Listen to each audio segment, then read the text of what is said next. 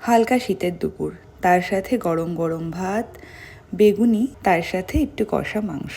এরকম একটা রান্না যদি কেউ করে রাখে তোমার জন্য, তাহলে এর থেকে আনন্দের কিছু হতে পারে না।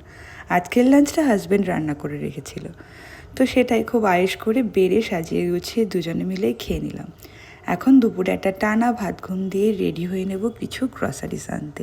পরে নিলাম বিধান মার্কেট থেকে 150 টাকায় কিনে নেওয়া ওই প্যান্টটা।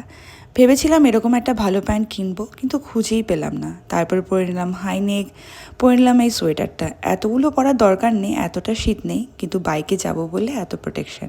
একটু lip balm R go to hairstyle, চুলটা বেঁধে নিলাম যেমন অ্যাজ ইট ইজ বাঁধি রোজ। চশমা পরে চড়ে গেলাম পাড়ার মুদির দোকানে। মাসের প্রথমের গ্রসারিসগুলো সুপার মার্কেট থেকে করি, কিছুটা ছাড় পাওয়া যায়, কিন্তু বাকিটা আমরা পাড়ার মুদির দোকান থেকেই করি, ওদেরকেও সাপোর্ট করা হয়। এরপর গঙ্গার পাড়ে গিয়ে একবার গরম গরম চায়ের সাথে সন্ধেটা কাটালাম।